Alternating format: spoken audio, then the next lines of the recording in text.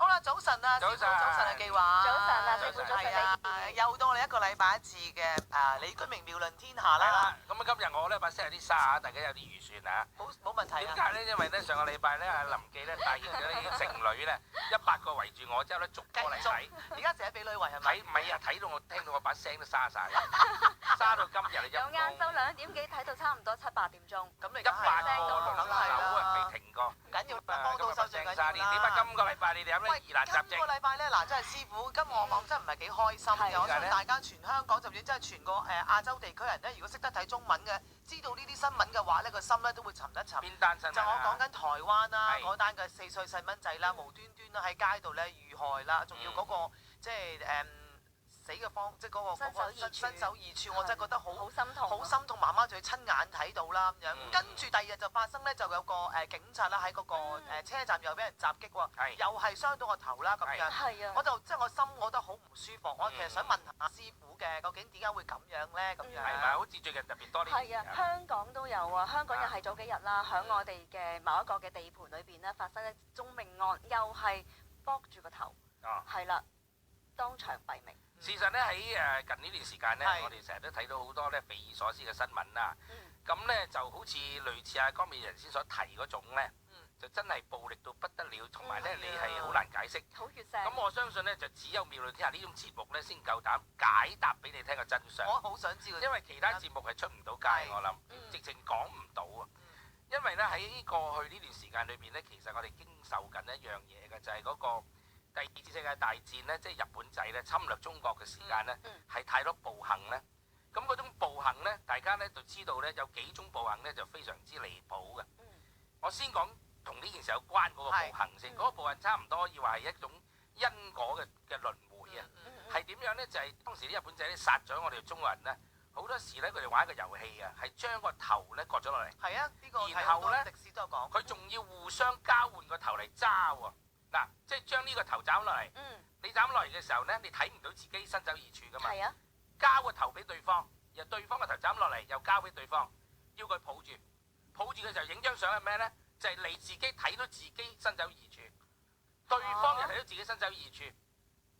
OK， 嗱，如果我哋相信有靈魂轉世嘅説話，你俾嗰個日本仔割咗頭係咁樣，係啊 ，OK，咁另外嗰個又俾個日本仔割頭係咁樣，好啦，咁你冤魂不息啊！我哋講下，如果有靈界，你係咪會追住呢個割你頭嘅日本仔，係去投胎下一世嚟嘅時間？你投胎咗做個細佬哥啊，我都唔放過你啊！我都會點啊？我都要俾翻嗰刀你嘆下，將個頭割翻落嚟。即係如果我哋用因果論或者用輪迴論咧，就呢個講法咧就已經係解釋晒啦。其實就係嗰個細路女，其實係個日本仔嘅轉世。今次大隻佬嗰個電影個橋段嘅係啦，所以大隻佬咪叻咯，即係佢當時已經察覺到原來我哋呢一代咧，仲要經受緊呢一個日本當時侵華嘅所有暴行嘅輪迴啊！即係呢樣嘢係其實好簡單，我哋講緊原子彈。原子彈一爆落嚟嘅時間，一夜之間嗰個港島同呢個長崎，日本死咗好多人。咁我想問你啦，嗰啲人又會唔會轉世嚟報仇咧？帶住個怨恨心，佢哋知唔知咧？個刻太快喎，嗰刻咧我又要講咯喎，唔會。係咯。個理由點解咧？因為當時嗰啲日本人咧係唔知道有一電原子彈。係咯，我想講佢都唔知發生咩事。如果冇嗰個意識咧，原來係唔會轉世。但係因為燒焦咗嘅身體同燒焦咗嘅所有嘅嘢咧，係會變成一種毒啊！嗰種毒咧變成嗰種毒係會輪迴，嗰種嘅輪迴就係而家嘅 cancer。而家我哋所講嘅 cancer 就係第二次世界大戰嗰個原子彈嘅輪迴嚟嘅，即係佢將佢變成咗所有嘅毒，然後就分晒咗俾嗰一紮人，嗰陣人再嚟嘅時間去投胎做人嘅時候，依然都有上一世嗰個毒。所以而家嘅 cancer 病裏邊咧，其實我哋講緊細胞嘅病變咧，其實裏邊係原子彈嘅遺毒嚟嘅。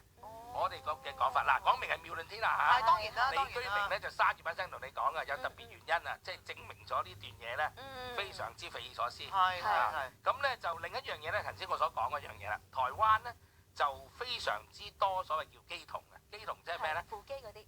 飛機童咧意思即係佢喺啲廟嗰度咧嚇會上身嘅。上咗身之後咧，就算你點劈都好啦，佢都可以即係冇事嘅。咁啊，阿仔哥喺呢個氣功一周嗰度咧都兩日提過話，佢台灣見到機童啦。咁台灣咧就係一個好多機童嘅地方嚟嘅，即係話好多靈魂咧依然係寄存喺佢哋嘅身上邊。咁如果你前世真係有呢個因果嘅説話咧，咁真係咧，好似你所講嗰種咁嘅 case 咧，就不斷會輪迴啦。即係所有嘅都係因果。如果你用因果嚟解釋咧，比較容易咯。係啊係。咁啊，呢個題目咧，你用風水或者用面相咧解唔到嘅。只有用靈魂學先可以解到。亦即係話喺當然仲有一種解法就係話精神學個人之善啫，完全冇關係嘅。咁點解個個都唔斬佢就斬個人咧？靚妹咧？係啦，點解咁多種做法佢唔做要咁做咧？個原因係咪佢裏邊有一個信息係要佢做嗰個行為？咁當然嗰個父母嘅人佢唔會承認話我細路女就係嗰個日軍嘅轉世啦。佢都唔會知啊。但係而家問題就係話靈魂學呢樣嘢或者我哋轉身呢樣嘢咧，喺而家目前全世界裏邊仲喺度爭論緊嘅，即係有啲地區仲係唔承認有靈魂學呢樣嘢。咁但係我哋作為研究科學之外，研究哲學，再研究神學，我哋就慢慢會覺得呢個世界係應該天外有天，人外有人。咁應該仲有一啲嘢咧，我哋咧係古怪唔知嘅。不過頭先我講個 case 咧，就唔係淨係話日本仔嚟侵華嘅時候咁樣做法。喺我哋古代咧，經常都有呢啲行為嘅，就係將個人個頭割落嚟或者斬手。咁呢樣嘢咧就已經係唔係一個新鮮嘅一種暴力嚟㗎啦。冇錯。不過去到日本仔嘅時候咧，嗰種情況咧係更加嚴重。咁我相信嗰個嘅意識係輪迴啦。第二樣嘢啊，江美儀你都知道咧，嗰陣時咧日本人咧。喺我哋中國咧，係做咗好多殘暴嘅行為啦，唔好講啦。另外咧，仲有係攞人做實驗啊。大家都知道攞喺東北咧有好多日本嘅機構咧，係佢哋係攞人嚟做實驗啊。731部隊啊嘛。係啦，咁咧就其實嗰啲被人做實驗嘅人，如果佢死咗，佢嘅靈魂係咪個怨恨啊？當然有啦。個怨恨係咪佢一定係對住頭先搞我嗰個日本仔？望住個樣啦，住個樣啊，目標嚟嘅，死都追住你啊！咁所以如果你接受呢一個嘅解釋咧，其實而家我哋日常生活上面好多嘢都解釋到，包括咗咩咧？包括咗911，包括911你裏邊呢個爆炸裏邊突然間一夜之間砰一聲幾千人，5000到7000人係消滅喺呢個世界，你可以當成佢係原子彈裏邊嗰個嘅暴力嘅一個轉身。今次就到美國人出事啦，你明唔明啊？咁就寫一部分，你明唔明啊？咁就你用輪迴嚟解釋咧，其實就解釋咗呢啲現象咯。咁即係香港嗰個地盤嗰單嘅命案，其實都係大同小異啦，係咪？因為都係衝住佢嘅頭而嚟嘅，雖然佢唔係話真係斬落去。因為當輪迴嘅時間咧，大家都唔知去咗邊嘅。咁啊，嗰個去咗呢個嗰個係咩啊？混血兒嚟嘅。混血個女真係混血，個男嘅就係巴基斯坦人。通常都係我哋都會認同呢個就係一種輪迴。嗱，頭先我哋聽 Jingle 嘅時候咧，都聽到啦。我哋今日本週大頭條咧，其實咧都有一個好勁嘅 topics 嘅喎，就係人生10個大關口。師傅係咪今日會同我哋分享啊？係啊，咁我今日盡量咧就同大家講下人生嘅10個關口嘅。但係咪住，我又有關心啊！今日就4月3號啦，咁大家知道啦，即係一個做咗50幾年嘅電視台正式宣布咧，即係告別啦咁樣。咁我想問咯唔係亞洲電視嘅員工嗰份嘅人情味咧就永恆嘅，間公司就可惜啦，即係唔可以啊，即係再喺度運作啦。我想問下師傅啦，既然咧而家全香港得翻一個電視台，即係係叫做即係商業性嘅電台啦，因為仲有一個叫香港電台，因為佢唔係商業性噶嘛，咁我哋唔可以背入去同一個傾。真係並論。係啦，我想問下師傅，究竟我哋電視圈嘅發展會係點咧？跟住，其實就香港電視嘅命運咧，應該仲有5年。5年之後咧，應該大家咧全面咧洗牌嚟㗎，唔係全面係自己睇自己嘅電視㗎啦。即係冇話大家一齊去睇呢個電視台。即係而家其實都係㗎啦，揸住嗰個電話啊，揸住嗰自己去睇㗎啦。係5年嘅歷史咧，應該即係仲有嘅，仲係嗰種大家即係一齊去睇一樣嘢啊，感覺仲會存在。就5年之後咧，應該大家都揸住嗰個手機咧，同埋自己喺自己嘅電腦、平板電腦係啦。咁相信呢個5年歷史係有嘅。咁啊，呢樣嘢我係根據2個資料。第一個資料就係上次我入去亞視去救亡嘅時候咧，我就攞咗亞視嗰個八字睇咗嘅。咁所以已經預預算咗知道晒呢件事㗎啦。咁啊，大家都知道我喺電視度出冇咗啦。錯冇錯。第二樣嘢咧就係我攞埋最近你講嗰個最強嘅電視咧嘅八字睇埋。咁咧就用兩個八字嚟睇嘅，一個咧就係攞佢1967年嗰個八字，係。第二個咧就攞佢最近期嗰個俾另一個機構收購咗之後嗰個八字嚟睇。但係發現到兩個八字個共通點咧，都係生於喺亥月嘅。亥月即係話嗰個叫做係11月8號到11月8號。係啊，呢個時間係啊。咁咧就即係代表住咧，佢哋仲係行緊呢一個嘅火運嘅。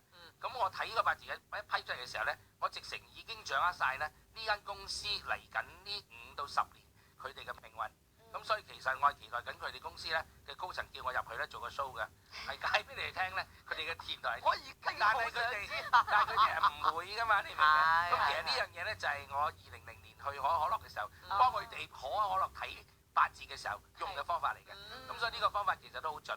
咁所以郭美儀唔使擔心啊，未來5年冇事，5年之後就好難講啦。再講啦，另外再講啦。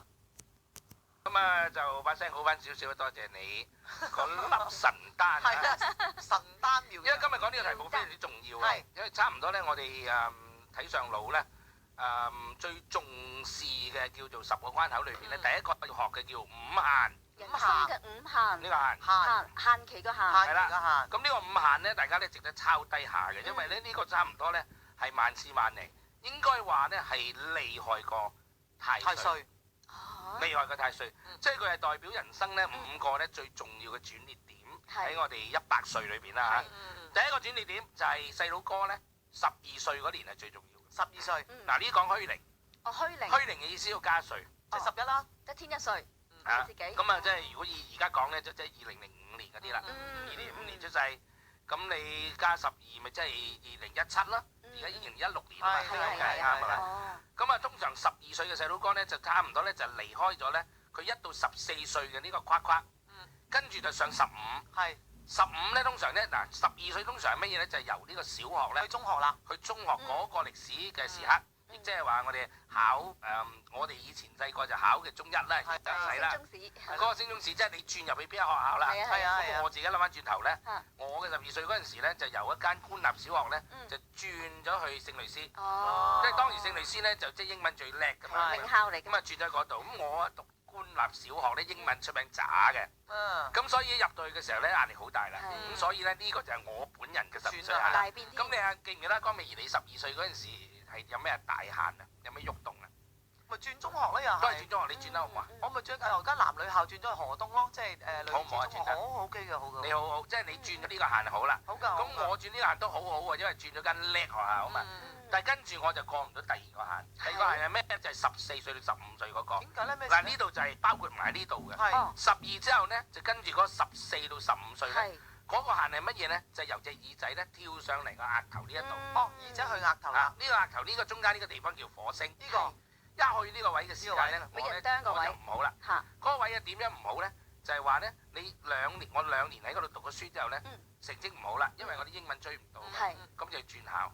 你要轉校？哇，難聽啲叫唔係好聽啲叫轉校，唔好聽叫俾人踢咗出校。係啦，咁啊當時咧就踢之前咧都有啲即係講下就係你冧1年就唔使踢啦。係咯，好興嘅係咪？時有冇冧？我諗下條數唔好，我啲學校我又唔中意嗰陣聖類斯啊，我唔中意嗰個班主任唔錫我嘅，由頭到尾都唔望我一眼，當我即係嘢做嘅，係啦，透明。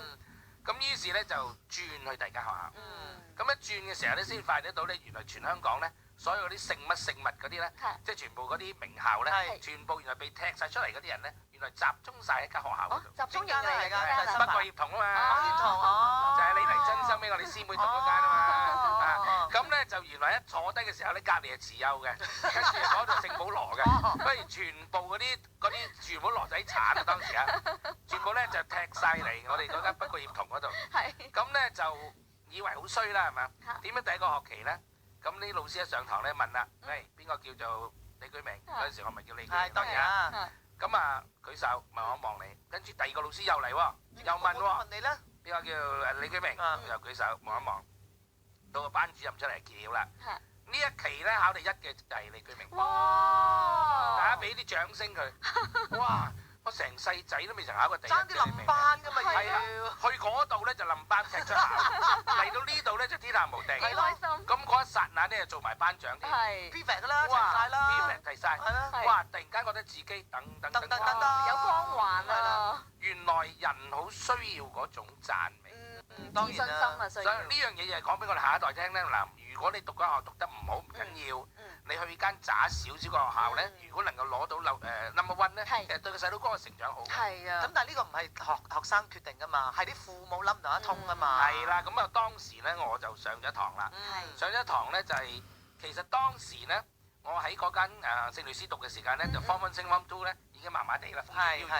咁我入教堂，我跪低個天主面前，我話天主，希望你能夠俾我升到班咧。係。咁我就永遠信你啦。係。如果唔係，我就唔信你。係。同天主講數啊！係啦。你明唔明啊？係咯。咁點知啊踢出校？咁咪就所以唔信佢咁我咯唔信你啦。咁你明唔明啊？咁但係咧去咗之後咧，又竟然考第一，又受人哋讚美，又做晒班長 prefect。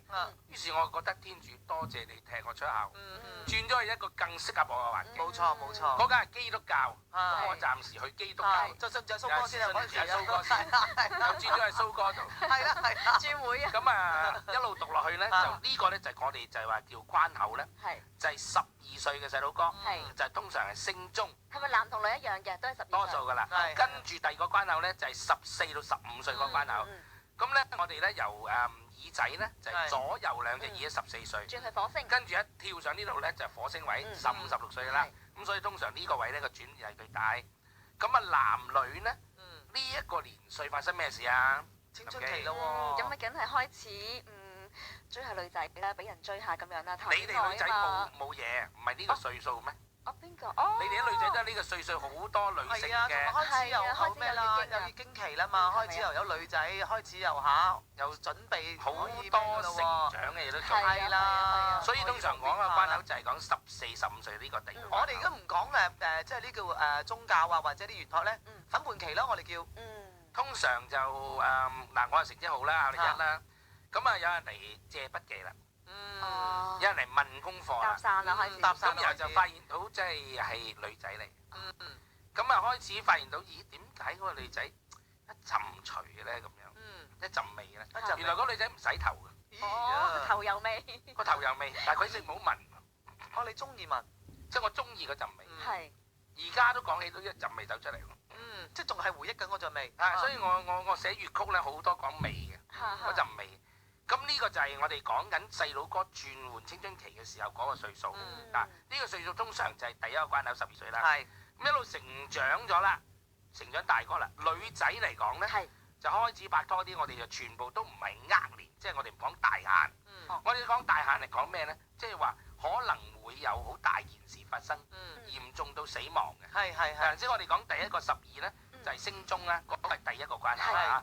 咁頭先我哋講過就係好慘嘅，即係轉咗第二間學校，或者個學校離佢好遠，發生好多問題。而家直情係講壓力，甚至係講緊小朋友讀書嘅壓力。12歲嗰個第一個關口，第二個關口咧，女仔嚟講咧就33喎。33，唔記得你33你做啲咩事？我嫁咗啦嗰日。就係嗰年。係啦，就係嗰年。哇！咁呢個真係改寫你一生嘅喎，33。咁江美儀33。我諗你未到係咪？你意思係嘛？喂，我即係10，真係冇乜特。有啊。咩事咧？離開亞洲電視。係啦，係咪咧？頭第二次胎。但係我哋開頭第二次胎喎，呢個好重要。係啦。即係對江美儀嚟講，我覺得好重要喎。即係佢未離開晒嘅。開始即係有啲唔中意啊，開始有離心啦，好唔滿意啊。有人開始揾你傾啦，開始。跟住又識到我而家男朋友咯。咦？咁嗱，呢個好重要啊！呢個係啊。咁即係話你同佢嘅關係姻緣咧，就好難撇得甩嘅咯，冇得甩嘅咯喎。如果你喺嗰個33，係啊，33、34，虛齡啊，講明啊，梗係啦。咁即係而家聽心機嘅1984年嗰啲女仔咧，就係今年行到呢個33。所以如果你個女啊，或者你個家姐啊，你個妹咧係33歲，你都提佢啦。呢個咧所謂叫33歲咧，一定係個大轉變嘅。個大轉變除咗結婚之外咧，搬屋啦，好似你咁啦，轉工啦，係啊，開始轉咯。當然仲有一樣嘢就係話，如果佢本身咧嗰條眉生得唔靚咧，呢一年咧亦會有兄弟姊妹有過生。哦。所以呢個年好多時兄弟姊妹突然間發生事喎。呢個係33歲，咁啊指條眉嘅，所以睇埋條眉咧就好靚㗎啦呢度。呢個就女厄33歲。話呢個資料大家要重視啊。係啊。跟住男性咧就普遍都知㗎啦，42歲呢個關口係好大件事㗎。42歲咧通常咧就係買股票贏咗之後，然後輸得好緊要，嗰下就係42。嗱，而家1975年嗰啲咧留意啦，你哋咧而家咧就係嘅男仔1975年咧就係緊42歲。42歲通常咧就係個事業咧係巔峰咗之後而落嚟，走下坡，或者係呢一個歲數咧突然間嗰個事業咧係狂飆，咁都係代表做呢一個歲數。咁呢個歲數我哋男士嚟講咧，我就記得呢個歲數咧對我嚟講就冇乜特別乜嘢唔同。呢個歲數我喺新光戲院做佛歌演唱會，嗰陣時係1997啊，我哋興咁咧就呢個就唔係話乜嘢即係大轉變啦，但係嗰年對我都 OK 好嘅，咁就唔係個個好，即係如果你發生事嗰啲咧就好大問題。嗱，42歲咧對我最深印象咧就係我父親啦，因為42歲咧就喺個面上邊咧就啱啱咪行正呢一個地方，呢度叫山根。呢個啊，即係眉呢個位間嘅，叫山根，呢度咪山根位，呢個位。鼻呢個位咧，如果一凹咗落去嘅時間咧，通常就係指41同42歲嗰年咧係好多問題嘅。你講男定女啊？男仔。即係呢個位唔好凹。係，我父親咧。頭先我哋講到啦，就即係我哋人生有5個限啦。咁啊頭先講到12歲啦，女嘅33啦，男嘅42。係。咁啊師傅，我想問喎，就話60大壽啊，61個人生嘅一個即係叫咩啊？甲子啊。咁其實60唔緊要咩？60啊，梗係緊要啦。咁啊，60歲咧，通常咧就係人生咧一個叫甲子。係。咩叫甲子？解下先，你知唔知啊？甲子係咪同天干地支有關嘅？因為我哋譬如你係甲子年出世，60年就又係走翻甲子啊嘛，咁咪叫一個甲子咯。係咯。咁其實我哋講60歲咧，通常咧都要同一個字有關嘅。係。而呢個字咧就係一個陷阱嚟㗎，好多人都會出事㗎。係。呢個字係乜嘢咧？就係個壽字。即係生日嗰個壽。呢個壽字好香港人咧就好容易中招。中招？點解？嗱，咩叫壽咧？我哋解釋咩叫壽咧？就係你要60歲，仲要你父母已經過咗世嘅，咁你就可以叫壽。如果你60歲啦，但係你父母仲在堂，或者其中一個在堂咧，你都唔可以擺壽酒嘅。如果你擺壽酒咧，就會截咗你個父母嗰個人嗰個壽。哇！大件事啊！好大件事。所以譬如舉例一個朋友，佢話：喂，我60歲啦喎，我要擺。60歲擺壽酒喎，跟住佢父母在堂咧，咁其實已經唔可以㗎啦，只可以擺生日酒。生日得，但係唔可以有個壽字出現。所以如果你戇居居咧，江美儀走去金鋪度買金鋪啊，買個壽字嘅字，又送俾人嘅嘛，個壽台個壽字喺度。佢坐喺佢側邊嗰個阿媽咧，就黑晒口面啦。大家嚟試。個原因點解咧？因為佢個仔啊仲未可以清壽，因為佢媽媽仲在堂啊，咁會截咗佢媽媽嘅壽嘅。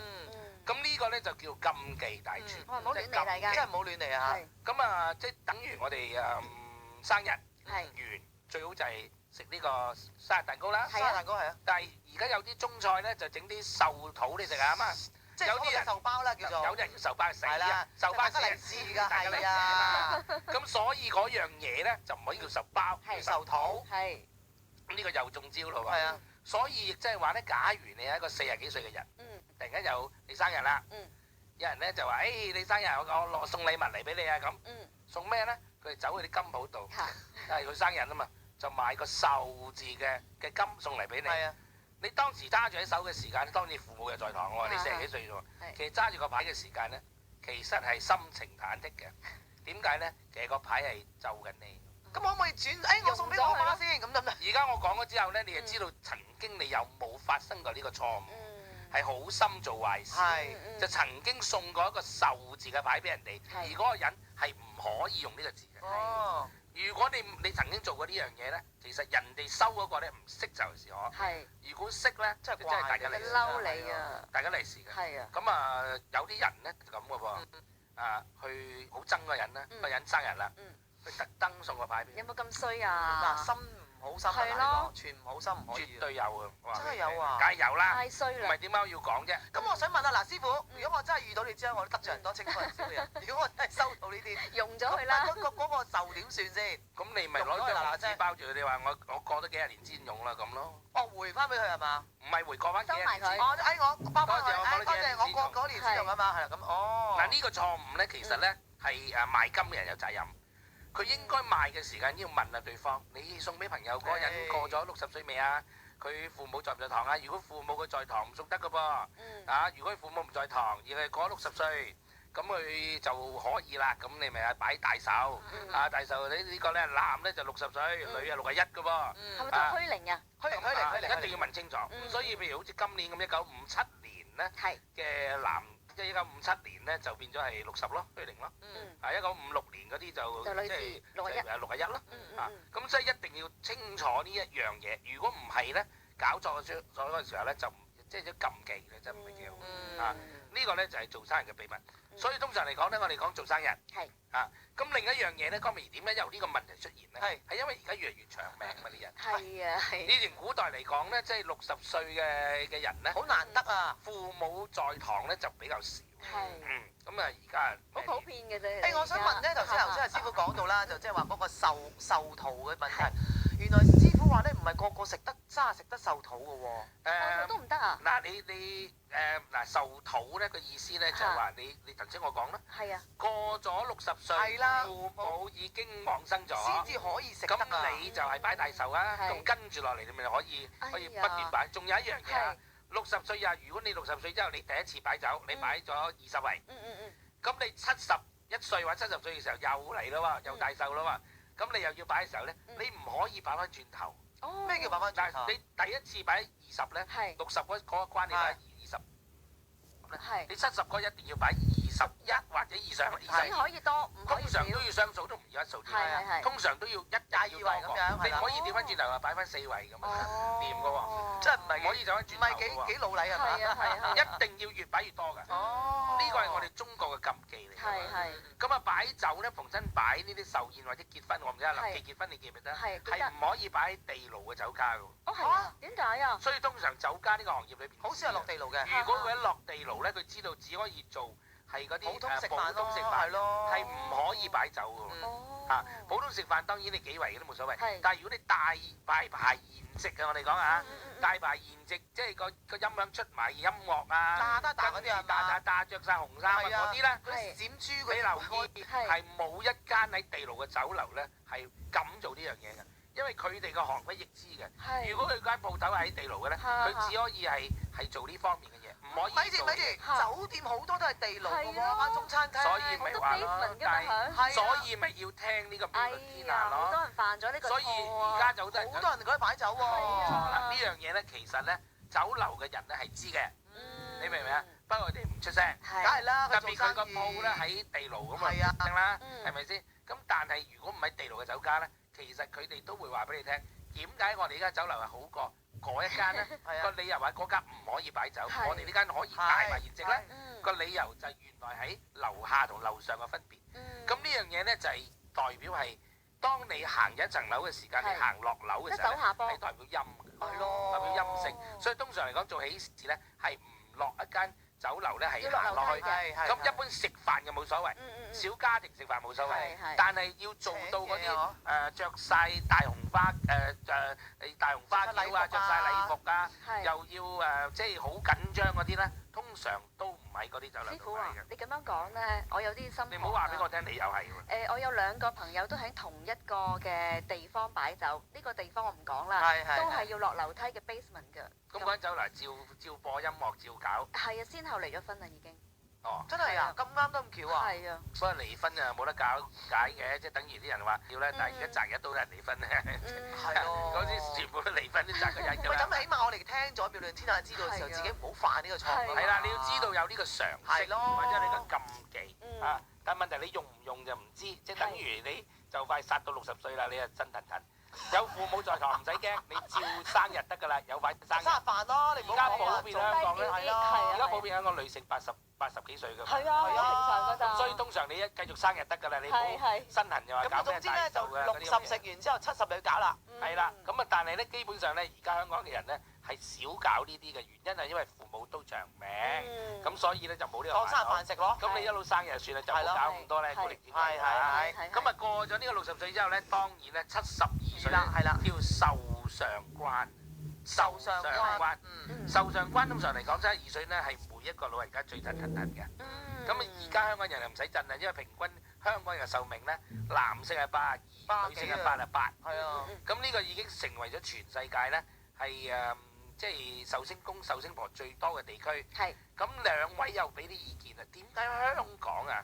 係人都話香港又辛苦，又多嘢做，又大啦，空氣又點差。解香港係咁長命啊？最長命咧，贏咗日本仔咧？係咯，點解咧？你兩個話點解？因為香港有福地。因為香港有麻雀打。哦。我就咁話啦，因為啲老人家訓練到我哋個腦細胞啊！啲老人家猛嗰啲打麻雀啊嘛。咁越嚟越少喎。都唔係㗎，都有㗎。喺老人院嗰啲咧都打麻雀佢哋。老人院嘅活動就係打麻雀。係啊。咪仲有你唔知道教佢識為止啊，多隻腳啊嘛。梗係啦。係啦，你嗰日日喺度沖涼就嗰條水又肥。真係。睇邊間啊？按下摩啊！按摩你睇邊間啊？同埋香港好似我覺得有種百毒不侵。點解百毒不侵？你同唔同意香港人好似百毒不侵？好似隻曱甴咁樣咯。乜嘢都係好頑強打不死。係啊。啊，我覺得打麻雀係第一樣嘢，係因為日本嘅老人係好少打麻雀，係。已經贏咗日本仔啦。係。第二樣嘢咧就我唔敢講，即係咪香港嘅老人家普遍嚟講都有少少神魂嘅係咪啊？啊，都多㗎，都多㗎。你知我覺得當然點解？因為成日收工收3、4點㗎嘛，我就見到啲老人家咧就已經行出嚟喺度揈手揈腳喺度做運動啦。你個區特別多。係啊係啊。跟住有個老人家同我講就好笑，佢話：如果我哋唔食隔夜餸啊，我哋100歲添啊！即係隔夜餸係哇唔好啊嘛。佢話：如果唔食隔夜餸咧，同埋唔食嗰啲乜麵啊，即食麵可能啊100歲添啊，因為嗰啲即食麵又話唔得啊嘛。咁所以香港咧，我覺得呢個福地咧喺呢一度我係界定咗啦，就係香港福地一定要同麻雀有關。麻雀啊要啊！所以我覺得打麻雀咧係香港人嘅長壽嘅其中一個唔可以公開嘅一個秘密，但係又唔能夠好科學性去研究到底係咪真係打麻雀有幫助咧咁。不過我覺得係的確，即係食糊嘅時候嗰種喜悅咧，好開心嘅，同埋咧截糊嗰種憤怒咧，的確可以令你長壽嘅。個血壓都會飆先係咪？係啊，一陣間開台。咁我又翻嚟咧，講到人生嘅5限嘅最後一限啊，嗰個就83歲，叫又逢關上關。咁呢個咧，關上關，又逢關上關，嗱，即係72歲壽上關，83又逢關上關。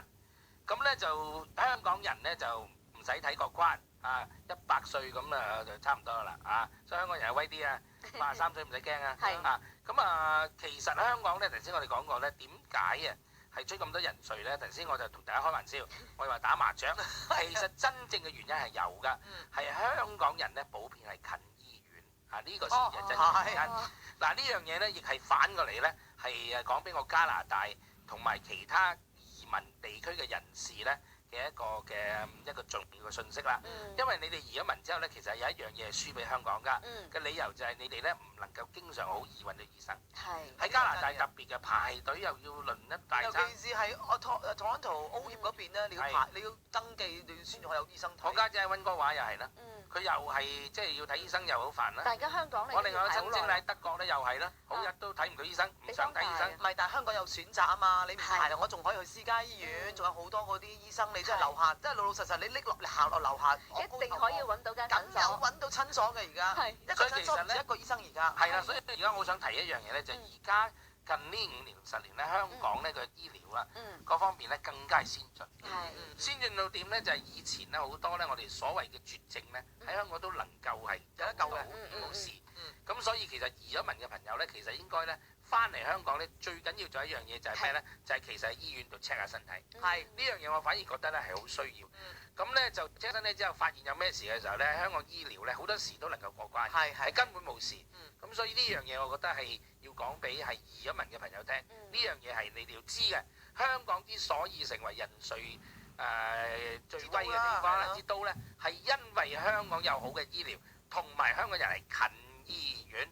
咁亦係即係話有咩事嘅時間咧，十字車嚟咧，亦係係哇係嗰個時間直情係 check 住佢嘅喎，係咪啊？咁呢樣嘢先至係真正嘅原因。所以咧呢個午限咧去到72同83咧，萬米喺香港咧都唔係限啦，都已經過晒關好多人都啦嚇。 90歲㗎啦。所以呢兩樣咧就係要改正咗㗎。係咁啊頭先我哋講人生嘅10大關口咧，其實咧就係講咗呢個午限之外咧，咁跟住咧就仲有幾個關口咧好緊要嘅。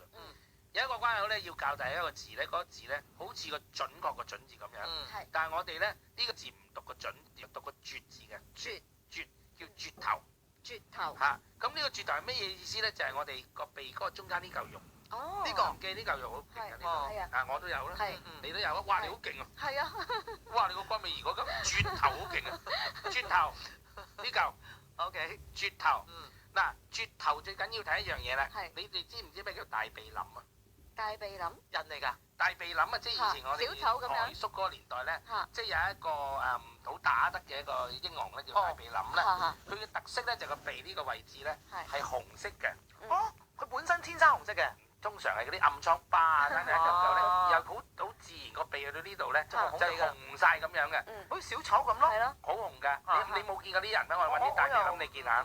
大鼻冧嘅意思咧就係呢個鼻咧係大得嚟咧係紅㗎。係咁而通常個鼻如果呢個位絕頭紅咧，就48歲嗰年咧係破家嘅。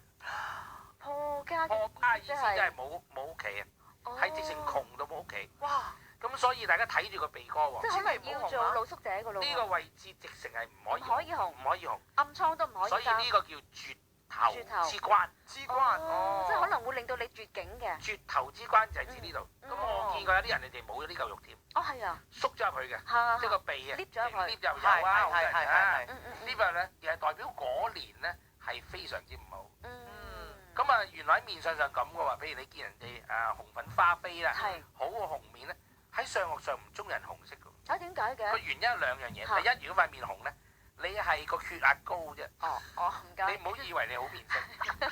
喺我哋睇面相咧，我哋唔中意人紅色，我哋中意黃色嘅，黃叫桑黃之氣。桑桑黃黃之氣代表你個人係揾到錢。嗱，當然你話紅得嚟係健康嗰種紅啦，係但係嗰種唔健康嘅，只係代表你個心臟血有問題。第二樣嘢咧，喺面相上咧，如果你係紅嗰位咧，你唔好以為當紅，係代表破財嘅。塊面啊，紅色嘅嘢代表破財嘅。譬如話你喺個鼻下邊呢度突然間生咗粒紅色嘅瘡爭啊，咁你就破財㗎啦。係啊係啊紅色係啊。嘅字咧，紅色嘅字係成世破財啦。哎哎呀，快啲搞佢啦，有得搞㗎嘛。所以逢親喺面相上咧，我哋追求一種咧係桑黃之氣咧，就係紅得嚟係黃黃地，即係唔好怕做黃面婆。千祈唔好紅，一紅咧唔係好嘢嚟嘅。所以以通常嚟講咧，喺個大鼻哥呢個乜嘢頭啊？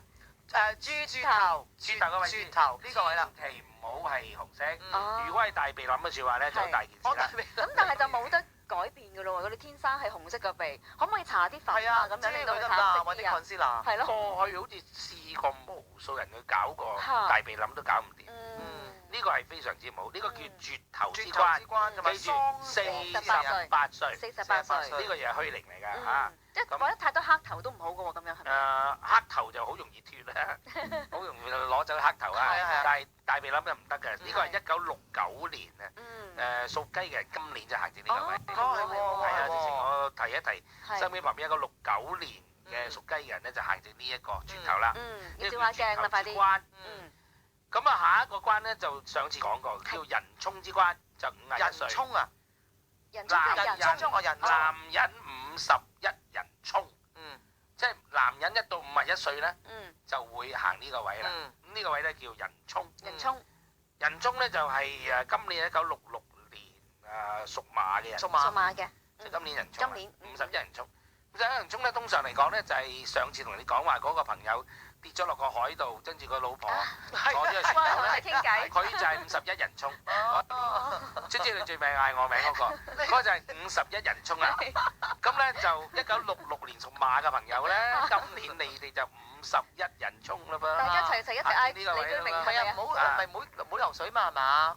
唔係講緊嗰個唔好游水，你唔好舉就嚟。佢意思就係嗰年衝到你暈。有個大關。大關。即係有個大關啊，衝到你暈咁嘅意思。咁而家我哋講緊10個大關。咁個人衝位要注意啲咩地方？譬如話嗱，女性你哋兩個知啦。呢個位咧，如果一有粒癦咧，係。就係代表子宮有事我有疤痕啊。嚇。嗯。邊度？少少。少少啦，係啦。我曾經撲過喺個條街度，跟住就但係個疤痕唔係啊。好嚴重。唔見到咪當呢度如果有粒癦咧，通常係代表個子宮會有事嘅，哦。多數都會割咗佢。即係同我哋生殖器官有關。嚇。第二樣嘢咧，如果由個鼻到個嘴呢個位置有任何嘅大癦咧，都係代表自己同個仔女會打交鬧脫咗佢交。啦。好明顯啊！呢個已經有個例子啦。呢樣嘢就我哋之前已經知㗎啦。係啦，但係阿長嫂就脫唔到啊嘛。我唔怕啦，長嫂都好有嘅。名㗎。咁我唔怕嘅。咁啊點解咧？我就老友記，因為係脫唔到啊，當時真係太大粒啊！係脫唔到，咁所以呢個係冇得走嘅。咁啊，長嫂高智慧者唔介意我哋啲朋友嘅。咁咧就呢個係大家都會知嘅。咁咧其實亦係要小心個子宮嘅病變，即係逢親呢度啦。咁咧就呢度啦，一過咗呢個嘴咧，大家記住。江美儀去到呢個位，下巴位。呢個位係75歲嚟。哦。你而家睇你個嘴咧，60歲咧，到呢個下巴呢個75歲咧，都冇任何嘅紅點黑癦或者任何嘅破傷咧，都係代表住你75歲之後再嚟揾我都仲有計。我有㗎，其實你睇我拉㗎。冇啦，嗰度唔算嘅，嗰啲唔冇嘢嘅，嗰啲最多係。但係細個嗰陣時玩千秋撲撲嗰落地下，同我一樣咯。嗰啲冇滿大角嘅，因為你見唔到。冇大礙，冇大礙。哦。咁所以嗱，而家75啊下巴。係啊，75歲嚟到呢度下巴最差唔多。但係如果有癦咧，嚇，譬如話喺個嘴邊啊，去到下巴呢啲位都有。嗱呢個咧以前咧就好嘢嚟嘅，而家係衰嘢嚟。點解咧？有咩分別啊？以前咧就即係代表你咧就即係話咧係好多好嘢啦，叫食物。哦。但係而家咧呢個食物就咩咧？食得太多魚翅啊、鮑參翅肚咧，膽固醇高啦，膽固醇高啦，就開始嗰粒癦咧，我哋就唔叫好癦啦，就多數叫腸病啦。腸癌都好多時係嗰粒癦嚟嘅。所以嗰粒癦而家我哋唔敢話係好癦，我哋通常話係衰癦嘅意思就係食咗毒藥。咁你話冇啊？我呢排都話呢10年8年我都冇乜食鮑魚、鮑參翅肚啊，何解會食咗毒藥咧？咁原來佢每個星期一睇報紙，見到人哋話有啲咩新嘅藥出，佢就走去排隊㗎啦。你明唔明啊？全身嗰啲藥都食過晒，咁啊於是等咩食？神農氏嚟嘅，神農氏咁中意食藥嘅，即係等於唐代啊嘅皇帝啊23%咧係食嗰啲仙丹，食鬼死你啊！即係話有1/5嘅皇帝咧都係食仙丹而死嘅。我有呢啲癦啊，師傅。咁即係證明咧，即係你咧就喐親咧就神經衰弱咧，就乜鬼藥都生落個肚。真係試啦，係啊。咁啊，騰姐江美儀俾我食嗰粒藥咧，就使我喉嚨好咗咧。但係嗰種藥咧就係台灣嚟嘅咧，我都而家都要檢驗下，因為台灣嘅檢驗制度咧係唔夠香港咁嚴格，所以台灣嘅毒藥又係出名多，所以我哋要小心啲。咁啊，我有一隻乜乜果咧食咗咧，我發現咗成7年8年咧佢都唔變，於是我就驚啦。果然前嗰排就話，原來有部分嘅乜乜果咧，的確有太多嘅防腐劑咧，係變成咗有問題嘅。咁嗰啲人咧個嘴側邊可能就有粒癦㗎啦。咁啊，師傅啊，頭先幾節咧就講到咧，我哋人生嘅大限啊，或者一啲嘅要注意嘅事啊，關口啦，有個關口真係實實在在。係點啊？前關前莫財。我都好想點搞係啊？師傅莫財，即係正莫名財。係啊，莫財。咁啊，莫財好簡單嘅啫嘛。現莫財啊！我係。嗱，有妙論人生啦，嗱一招搞掂啊！發夢嘅時候夢到自己屙尿，千祈唔好屙出嚟。咦，我因為大尿啊嘛，一屙出嚟就破財㗎啦。真係啊！但我成日都發呢啲夢㗎。唔係淨係你咧，而家我成日都發夢急尿啊！全人類發夢都係夢到自己尿急嘅。呢個好緊要。我發夢點控制啊？我呢個好緊要。喂，喺夢裏邊屙定唔好起身屙督尿啊！而家咪就係要講得清楚。係啦，你講清楚。哎呀，做緊要啊嘛！嗱，如果你發夢夢到自己對住個痰罐或者對住任何地方啊，係屙咗出嚟嘅。但係你當然你當時可以有兩個可能性，就係賴咗啦，唔賴係冇賴，但係夢到自己屙咗出嚟啦，仲要成兜都係尿咧，咁你就破大財。哎呀！我成日都夢到嘅，所以而家新光戲院我破咗好多錢。唔緊要啊，所以我最有經驗咧就係最有經驗咧就係發夢夢到屙尿嘅。喂，咁但係如果真係好急醒屙尿唔關事啦，係嘛？係，我話俾你聽邊度控制到㗎？個夢啊，你控制唔到㗎，咪係咯，真係急係咪先？屙咗督尿，所以你頭先問咗我之後，我又即刻列出10個破財嘅大密碼啦。哇！呢個一定要聽啊！抄低啊！抄低啊！今日夠唔夠時間啊？係，盡量唔理啊，電話都唔接咧。夢中小便就破大財。哦，夢嗱呢樣嘢控制唔到啊！你知你夢中裏邊係屙咗出嚟嘅，急就屙到唔算嘅。嘅，哦，即係純急但係屙唔到嘅。屙到嘅你就唔見錢㗎啦。好係好啦，屙唔到咧，屙唔到㗎。就即係話有筆錢唔見，但係咧 keep 住冇事。但係如果同時見到黃金萬兩咧，你又發達㗎喎。你講真嗰啲黃金，你係見到 care 啊？你真係直接兩個字，我都講唔到出口嗰個 care 字，你真係江美儀係江美儀，即係冇運錯，即係大快人心啊！你真係，唉，我哋最講咪結局嘅，你一直 care 都。上一次你咪有另外一個嘅咩布布啊？布布係啊，我而家直接啲啊拖財，好緊張啊！而家諗唔到咁多修飾詞語啊，直接。唉，直接啲同你講啦，總之成身啊嗰啲咧，你就一定發達啊！發達添啊！六合彩你嚟中。咁我成日諗住佢。但係呢樣嘢咧，我哋做呢行咧，同你一樣啦。係。事實耐唔中都話有啲人啊揾下你一大嚿錢俾你啊。係啦。咁咧通常發夢都會夢到呢啲嘢嘅。哦。一定嘅。唔怪之我未試過咯，我係小便多咋。林記卒之有一日走嚟大聲係講：我卒之發夢夢到成身都係姑姑啊！哎呀，真係，所以呢樣嘢咧，我就相信即係聽眾咧可以誒引以為鑑啦。就係點樣咧？即係如果你發夢夢到呢啲嘢咧，係會發達㗎，真係。咁啊，如果你醒咗，係仲聞到其味者，大發中嘅大發。嚇！我以為我就會唔會係呢個係根據我哋中國叫做《解夢刀》呢本書裏邊咧，係最經典咁厚嘅，本書咁厚。係啊，咁呢本《解夢刀》裏邊咧，有詳細解釋咧我哋夢魂裏邊嘅所有嘅嘢。咁我都有寫一本書講呢樣嘢啦。咁咧其中咧就係最靈奇，亦係最受中國嘅解夢嘅專家研究咧，就係話原來喺夢中裏邊咧，夢到我哋日常生活裏邊係最怕、最唔可以碰，甚至話不能食嘅東西，嗰樣嘢就係代表財富。咁因講來講去就係嗰樣嘢，你唔會食啊嘛，你係最怕摸到啊嘛，同埋最污穢啊嘛，嗰樣嘢就係嗰樣。咁我問下，人生裏邊人啊，梗有啲嘢唔想見到或者係驚嘅。譬如我個人好驚老鼠嘅，我發夢見到老鼠係咪即係有好嘢嚟啊？係代表好嘅，所以好多時話夢中咧點解叫相反咧？有少少咁嘅含義。係夢係我嚟做咩先？夢係我嚟疏解我哋人嘅情意結。係啊係啊。通常我哋好憎一樣嘢嘅時候，好唔中意嗰樣嘢嘅時候，我哋夢中就會咧俾個機會你係見到一嚿嘢，然後你去整爛佢或者破爛佢，咁嚟到去發泄咗你嗰種慾望咧，咁你就變一個正常嘅人。所以一個唔正常嘅人好多時話，原來佢哋係冇夢法嘅。冇夢法嘅人係神經病患者嚟。哦。咁所以發到你好多夢。我平衡心理啫。但係當好多時你發咗夢，你自己唔記得嘅啫，唔係你冇發夢，你又唔記得咗。咁呢樣嘢好緊要。第一個十大破財嘅大密碼就係夢中小便破大財。咁第二個咧就係話咧，嗱呢個咧我哋又要同嗰個面相上面講啦。面相上面咧就鼻有門檻就可兜財喎。咩叫門檻啊？門檻即係鼻下邊呢嚿肉。鼻下面有嚿肉啊？你有冇見到我呢嚿肉？我見到啊。呢個係門檻。哦。你咧都有門檻，不過你其中一個門檻崩咗啫嘛，即係代表住你收唔到個財啫嘛。係喎，我有冇啊？你有啲嘅，不過你有啲，不過你都使大到鏡啫。哦。因為佢鼻孔潮。哦，咁我打翻鼻有門檻咧就免破財。鼻無門檻咧就大破財。咁早上起床咧，飛條鼻毛出嚟咧，就嗰日一定唔見錢。所以係咪都要剃鬼咗佢咯？夜晚唔係剃係剪，剪。咁所以咧就喺廁所裏邊必須具備有嘅嘢，就係小鉸剪一把。係啊，我哋有就可以避咗破財嘅。嗱呢個啦，好啦，嗱陳師咧，我坐喺度嘅時候咧，就兩位都冇犯以下呢一個缺，係就老人家都識㗎啦。乜嘢？喺度搖啊！哦，人搖福薄啊嘛。摁腳係最破財嘅一種方法。係啊。你覺唔覺你身邊有冇人啊？我好憎㗎。我都係。我覺得好。搭車嘅時候咧，你就嘈到我都喐埋張凳，地動天搖咁樣咯，眼都花晒。係啊。通常都係男仔摁多。男仔多。但係我上個禮拜完咗大笪地之後搭叮叮嘅，我見到喺我對面位有一對男女係一齊摁。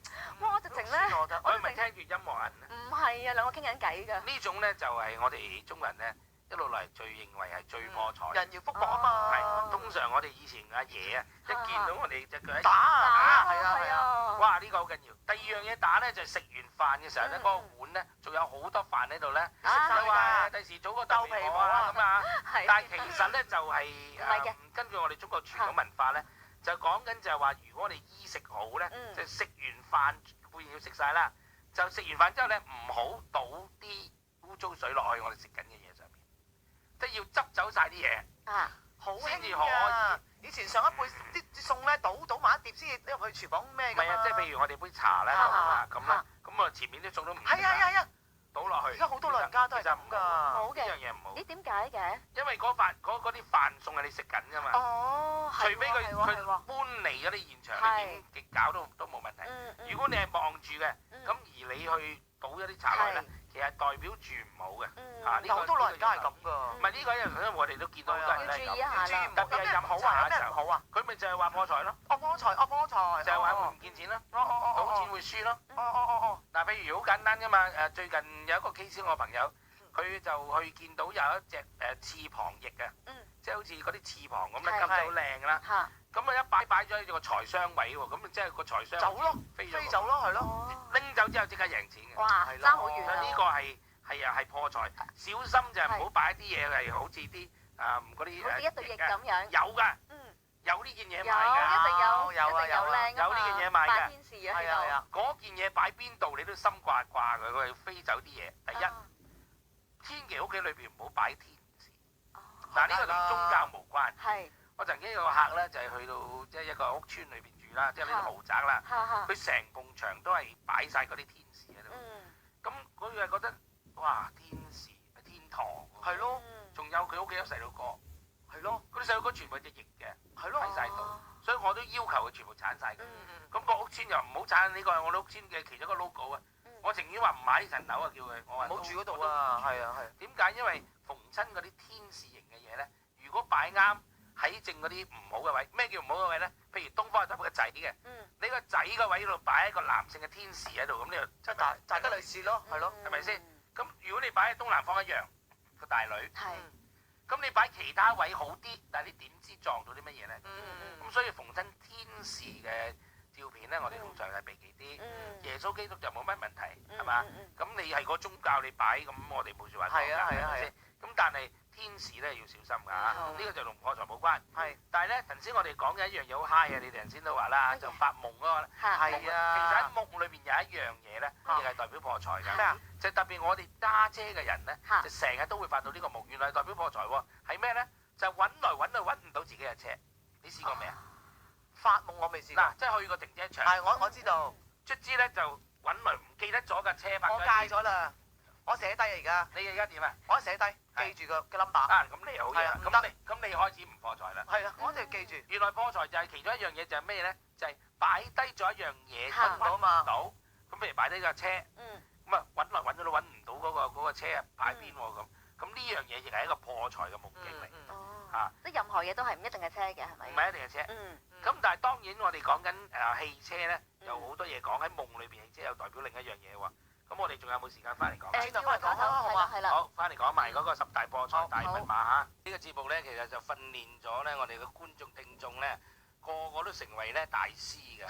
咁咧就我記得咧，嗰美儀咧以前就個個都唔知道西南方咧代表女性，西北方代表女性。係。咁啊，因為呢個節目咧，我都知啦。西北方係男性。知道咧，西北方咧就擺財商，西南方擺財商，就代表男女主人咧都可以揾錢啦。係。咁所以由於呢個原因咧，考你兩個啦。好。係。十大破財嘅大密碼就話喺屋企裏邊邊兩個位係唔可以有大窗或者大門咧？哦，明啦，一定係西北方或者西南方。啊，原來我朋友聽完之後就恍然大悟。係點樣咧？佢話我屋企啊嗰笪露台嗰笪窗全部咪西北方咯。怪不知佢話股票蝕到派到嘅，你明唔明啊？咁佢即刻翻去咧就將嗰個窗整個窗簾，跟住咧就喺前邊咧擺一笪矮櫃，即刻賺翻大錢翻。即係阻一阻佢啦。係啊係啊，所以呢個係阿小寶嚟咋，我哋好朋友啊，就係佢已經同我講啦，西北方啊嗰陣時真係唔見到得錢。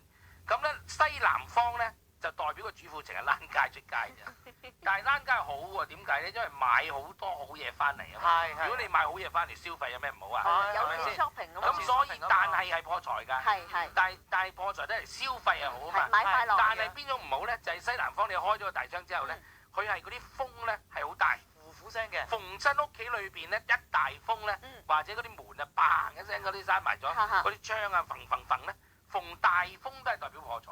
你屋企有冇大風咧？我屋企好似唔係我閂冚窗嘅。有啲咧就係話無端端好多風。哦，唔會，係因為開窗先大風嘅啫。冇。所以原來大風同埋扯風咧，又係破財嘅密碼嚟嘅。所以一聽到啲風啡啡聲咧，你就知道呢個又係破財密碼。咁咧就其實喺過去咧，我哋香港人咧股票唔見錢咧，其實大多數都係因為屋企裏邊有個西北窗同埋個西南窗。呢個差唔多係80%嘅人都係犯呢個錯誤。方法好簡單，閂埋佢就得㗎啦。係咯，開咪得咯。係啦。係啦。所以呢一個嘅訣咧係對大家好有用，所以咧我就要求大家即刻攞個手機去睇一睇你屋企裏邊嘅西南同西北方有冇窗或者有冇大門啦。如果有嘅説話咧，呢個就係你破財同埋揾唔到錢嘅最基本密碼。咁所以咧將佢閂埋咗佢，同埋咧揾窗簾擋一擋，或者前咧擺個櫃。睇櫃啦，係啊。咁所以呢個咧反而咧就係最容易解決嘅。咁咧就上一個禮拜咧，我就遇到一個老人家咧問我，佢話即係最近咧就睇女婿啊，即係卒之個女咧就唔使做剩女啦，咁啊卒之咧就嫁老公。咁佢話喂，有冇咩秘訣啊？咁我話喂，最緊要佢有錢啦，係咪？唔會話冇錢啦，即係最緊要唔好破財啊。破財啊，係啊。咁啱啱講呢個題目，我就諗起啦。咁咧就我教咗佢一招，你估教一招乜嘢去睇女婿？係睇佢唔會破財同埋佢揾錢咧？即係睇個樣嘅啫。上學有關㗎。上學。同個鼻有關嘅係咪？鼻啊？誒，試講下。哦，會唔會係佢個鼻個絕頭應該要夠肉？但係唔好紅色。係冇紅色，即係唔好大鼻腩。係啦。第一一定要有個門檻位。Yeah，第二、第三咧。同門牙會唔會有關係咧？都同一啲牙齒。牙齒要整齊啦，或者一定要整潔白啦。係啦。門牙一定要整齊就唔會離婚啦。跟住點啊？睇女婿啊，而家。睇女婿係咪啊？誒，下巴咯。佢下咁晚年唔好，咁我女咪死，跟住佢咪乞食啊！即係佢下巴兜兜。要下巴都有啲肉啦，係嘛？千祈唔好鞋抽。但係咧要好似你同我咁呢度咧，有個瘡。係啊，你知唔知我啊做極嗰啲機啊，佢都翻返嚟。你咩做咩機？做嗰啲咩 farming 嗰啲啊？佢都翻嚟㗎。收唔緊。收唔到㗎。好命啊你！真係好啊，真係好。我真係做嗰啲咩痛嗌救命，痛幾日幾夜，喊到黐線嗰啲機咧，佢都翻嚟嘅。通淋巴啊，所有嘢。唔好整走。冇人一定要喺度。好重要㗎。嗱，睇女婿最緊要一樣嘢咧，就千祈唔好條眉壓住隻眼。哦，雙眉壓目。咩叫雙眉壓目？你知唔知？我一定唔係啦，我哋你兩個都唔係。個眉同埋對眼個距離好近，即係代表乜嘢？代表住佢冇物業。冇樓啊！冇樓啊！哎呀，呢個冇樓啊！冇樓。我嗱，同緊條眉同個眼中間個位置咧，代表你屋企裏邊有冇物業嘅。哦。喂，我咁開都唔係好多物業啫喎。嚇！開乜真係好多啊！多啦就係你唔夠啫，係咪啊？你唔夠總賬啫。我叫總賬。去韓國整下啦。我大家總對眼啊！等佢唔好總賬㗎師傅。我話俾你聽咧，原來即係眉咧壓眼咧，就即係我哋頭先講笑話冇地產。冇地產。其實唔係講一樣嘢，係講緊即係神奪軍權。哦。咩叫神？因為眼咧，眼就係個皇帝。係啊係啊係啊。咁嗰條眉咧就神子。係啊。嗰條神子嚟壓住隻眼咧，即係代表咧嗰個男仔成世人咧就係俾人蝦到死。話唔到事啊！話唔到事，出唔到位，就係一個亡國之君。即係李後主個相就係咁啊！啊，李後主你聽過啦啊！李後主亡國之君，即係條眉壓住隻眼，同埋即係話亦係冇地產運咁嘅意思。所以其實係你睇男仔有冇地產運咧，睇佢條眉同個眼中間夠唔夠高就得㗎啦。夠高夠闊咧，自然就好容易有物業。但係夠高夠闊，但係佢凹咧？凹就係代表啲樓係租翻嚟嘅。哦，唔係嗰啲外國人嗰啲咧，外國人全部凹㗎嘛啲眼。係，所以佢哋冇錢㗎。你唔好以為佢好搭水啊，好早靚喎，係咯，租屋住㗎咋。咁所以呢個咧就係睇女婿最緊要，就千祈唔好眉頭嚟壓住隻眼。係。咁壓住隻眼咧，除咗係代表呢樣嘢之外，又係代表住咧走人哋屋企度住㗎喎。嚇？專走去人哋屋企度瞓㗎喎。咁即係入罪喎。即係自己冇屋企嘅，要走人哋屋企。寄居嘅啫，只可以。咁呢個都係屬於破財同埋咧失運嘅一個特色嚟嘅。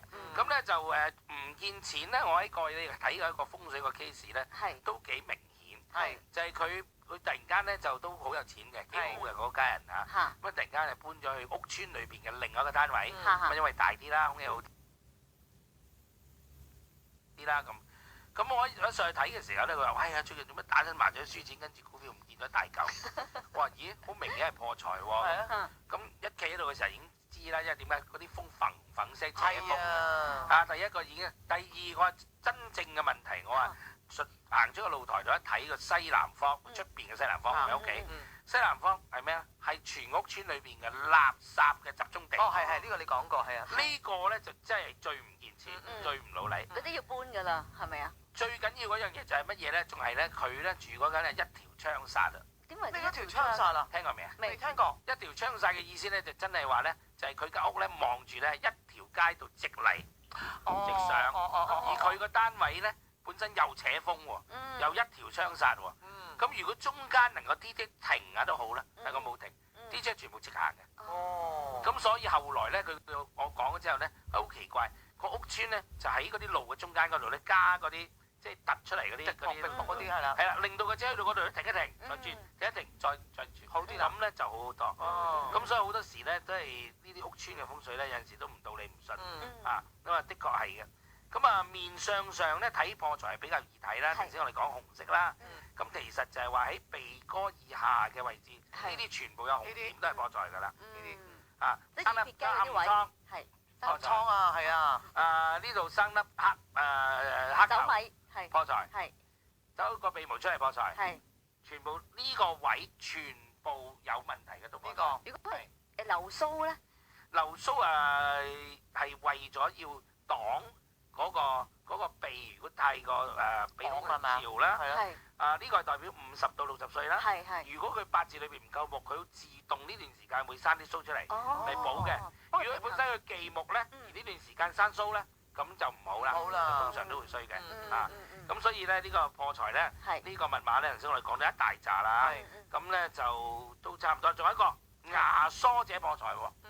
你見嗰啲人牙疏未啦？梗係見咗啦，即係牙得幾隻嘅啫，咁就唔見嘅。啊，咁咧就全部齊晒啦。咁啊兩位啊，咁啊今晚咧有一樣嘢功課要做喎，就係翻屋企咧攞把尺，又喺你沖涼嘅時間，要沖涼嘅，度一度你個肚臍深唔深啦？哦，要用把尺嚟度，我深㗎喎都算。你唔使而家度咁誇張，我睇唔到啊，睇唔到啊，睇唔到啊！哎呀，你真係咁勁啊！你咁中意暴露嘅喂？我即刻幫你影張相。成個地鐵都見到啦，唔爭在啦。係喎，我怪不知你咁願意暴露。咁個答案係咩啫？我唔知喎，你個肚即係唔好點啫？突啊嘛，係咪啊？喂，咁唔好啦，望啦，哎呀，真係衰啊，真係怨氣。喂，幾鬼死深喎！係啊，都算深啊，係深啊。喎，真係哇！真係呢個好暴露啊！妙論天下最暴露啊！係肚臍餅，肚臍餅即係越深係代表呢個女人係越有福氣，越唔破財嘅。誒，突肚臍咪真係啱相反？突肚臍唔好嘅。哦。我見過香港有一個名女人啊，真係好有名，但係咧名與利係相差好遠啦，冇錢嘅，但係好出名嘅。佢你又知邊個衰鬼？咁個肚臍咧，收咪講。個肚臍咧就係突嘅。係啊，佢係俾人睇過。咁所以咧肚臍突與凹咧咁緊要，所以今日大家功課就一陣間攞把尺去廁所，自己度一度自己嘅肚臍，到底深唔深啦？咁啊，如果你有一寸深咧，咁啊，咁快出嚟啦！通常嚟講你望都望唔到啦，係咪？咁今日嘅遊戲就係睇睇個肚臍。好啊！咁啊好多嘢做啊！就睇睇個鼻毛有冇走出嚟，有咧就剪枝。好啦，咁一陣間我哋接電話啦。又嚟到我哋呢個問前庭啦喎，咁啊兩位拍檔，而家你哋好似都已經係高手啦喎嚇學嗰幾個禮拜都未有未好犀利啊，做晒筆記啊，咁而家我哋聽眾咧，其實咧就個個都要求咧，我哋要將個八字咧要講晒出嚟，咁啊令到佢哋咧玩下嚇，咁呢樣嘢林記你嘅責任啦嚇，咁啊好，邱小姐喺呢個心機旁邊未？係早晨啊，邱小姐。Hello，邱小姐，早晨。Hello，你把聲大啲得唔得？大聲少少。好怕醜，係啱啦而家。非常。我啱啱收到你嗰個命書，你想問乜嘢啊？係，師傅你好啊，我想問下我幾時可以結婚生仔女㗎？嗱，你又要結婚，又要生仔女，咩兩樣嘢嚟㗎？呢度啊，我哋要分開講。好啦，咁我哋阿林記姐姐同你講個八字出嚟先嚇。好，壬壬戌喂，好啲啊！壬戌、癸丑、乙己。咩啊？月字啊！係月字月庚辰。又唔好意思，我唔知阿林記而家都未係好畢業添。問埋。聽眾投訴你㗎，你咁樣講。第一壬戌年，壬戌年嗱個戌字咩意？土。個戌字一睇嘅時候，你已經知個戌咧係火嘅墳墓。係啊。係咪啊？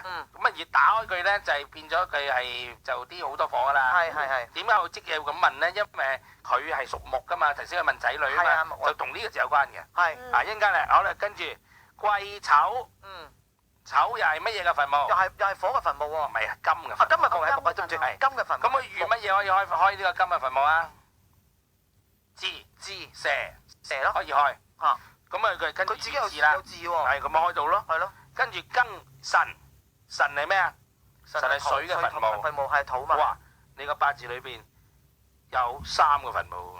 哦，邱小姐，係係咪咁心機點算啊？你就知啊，3個墳墓好難搞嘅。係咁，師傅你要我最近睇到電視有個節目叫姜，係咪嚟緊？姜係姜絲嘅墳墓咯，就係講墳墓咯。講墳墓係。咁啊，呢個八字咧就林記嗱，你上啦，你都跟咗我咁多年啦。壬戌、係。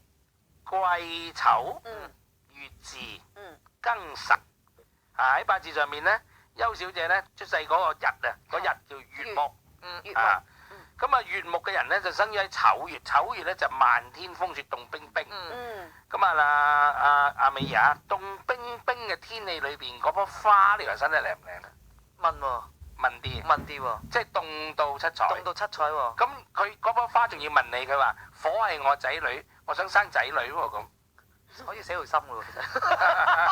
係咪好？就除非要撞到個年咯，係咪啊？除非佢個大運裏邊咧係要好多火咧。係咯。唔解開呢個金咧，其實仔女咧就已經係 frozen 咗嘅，即係冰凍咗。咁呢種八字咧，我講出嚟好笑。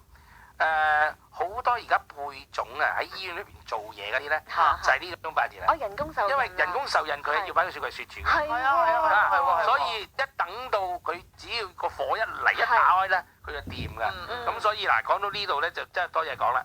第二樣嘢啦，嗱月木咧又要學一樣嘢喎，有個叫月庚合金，即係庚係代表個老公，庚最尾個字啊，見到個庚字啊。月庚，你有冇見到個庚字啊？見到啦。月庚合金，即係話咩意思咧？即係話佢有機會有個老公嘅，不過個老公係乜嘢咧？就要喺好多金嘅年裏邊或者金嘅大運咧，就會出現個老公啦。月庚合金。嗱，今年係今年。今年喎。跟住佢33歲到53歲，大家睇下個大運咧，係行金地嘅，又係金嚟嘅。所以邱小姐第一個好消息話俾你聽，你係會嫁得到嘅。咁啊，笑一笑我聽下先。嘅。咁喺咩情況之下咧？月庚合金嘅意思咧，個庚咧仲要係喺你嘅子女宮嗰度。咁即係代表個老公嘅年紀比較大定細啊？細係咪啊？細啲咯。細。又叻啦。好啦，咁而家要解決個問題就月庚合金咧，就係佢幾時可以有呢嚿金嚟啦？而佢又要承受得到啦。咁就我再教過你一個訣嘅，就係話，假如有土嚟生金，又有水嚟生木，咁個木又強壯，個金又強壯，大家一齊強壯。